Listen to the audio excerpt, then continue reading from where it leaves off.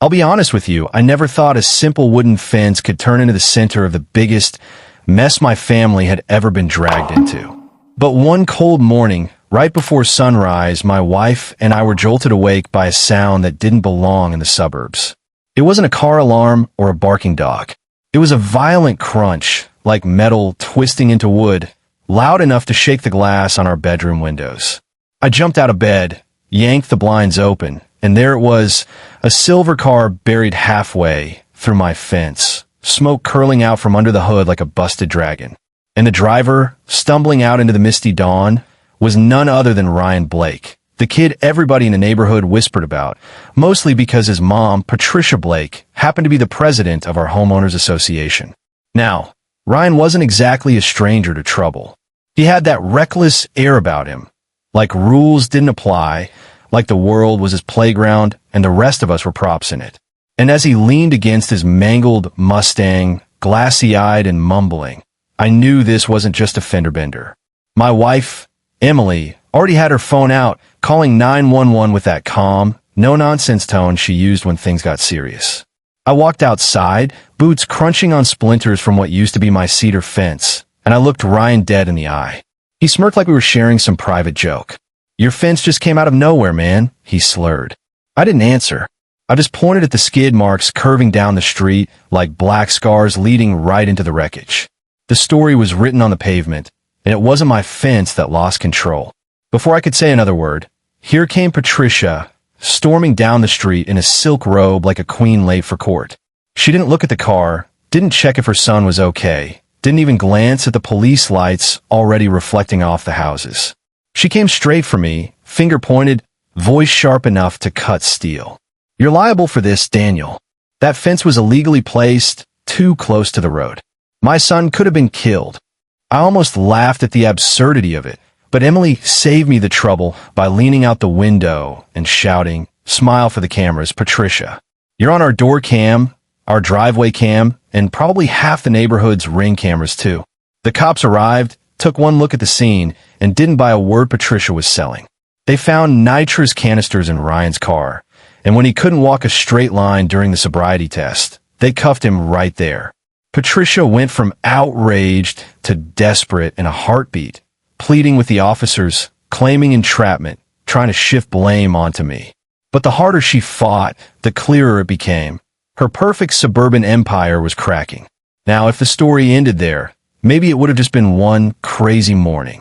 But you see, Patricia wasn't the kind of person who let reality interfere with her version of events. Within days, she weaponized the HOA against me. Citations, fines, official letters calling my property unsafe and unsightly. She even stapled a fluorescent notice to my mailbox like she was starring in her own Western showdown. But I wasn't about to fold.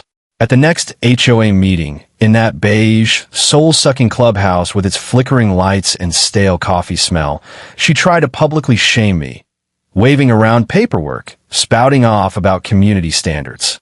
I sat there calm, a manila folder on my lap, and when she finally gave me the floor, I laid it all out.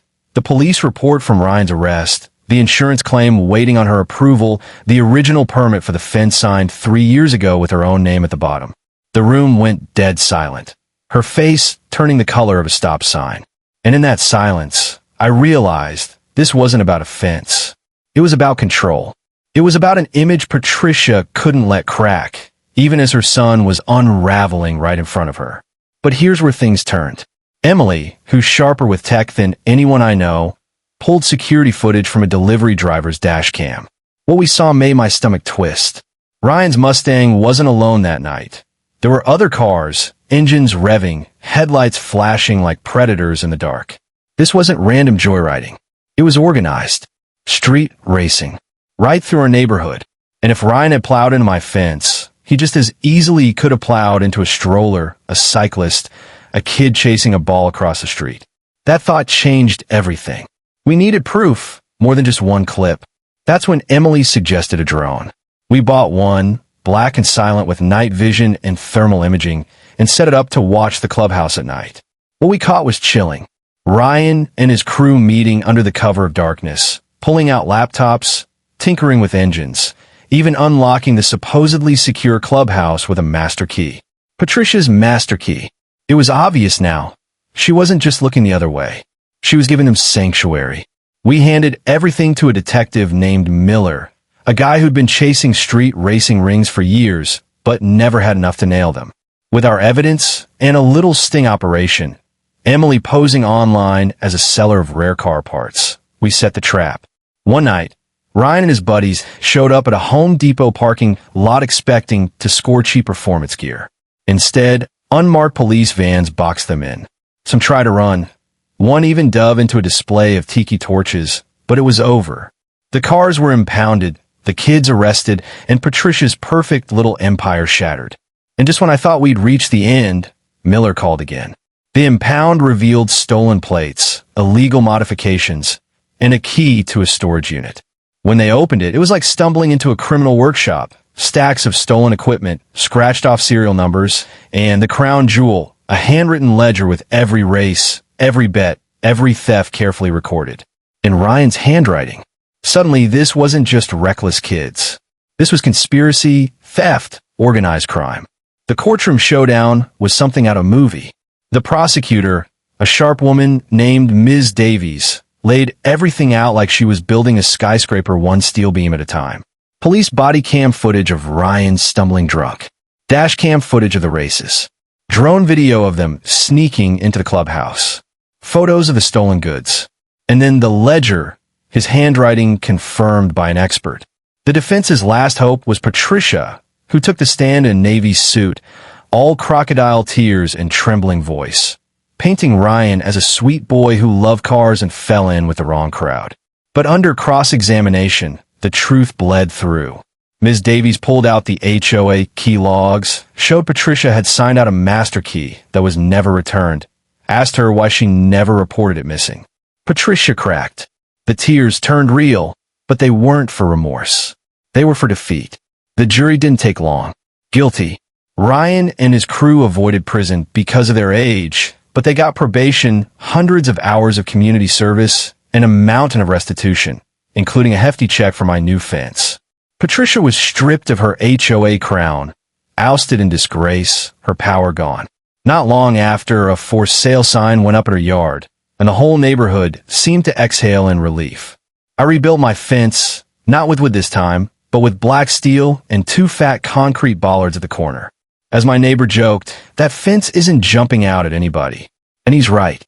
Emily and I sit on our porch some nights now, sipping coffee, watching kids ride bikes and dogs on leashes, the street finally quiet. She asked me once if we went too far. I thought about it, about the lies, the racing, the stolen parts, the way Patricia tried to twist the truth until it nearly strangled us. And I told her no, we went exactly as far as we had to. Because sometimes peace doesn't come free. Sometimes you have to fight for it. Not with fists or shouting, but with patience, proof, and stubborn resolve. So here's my question to you.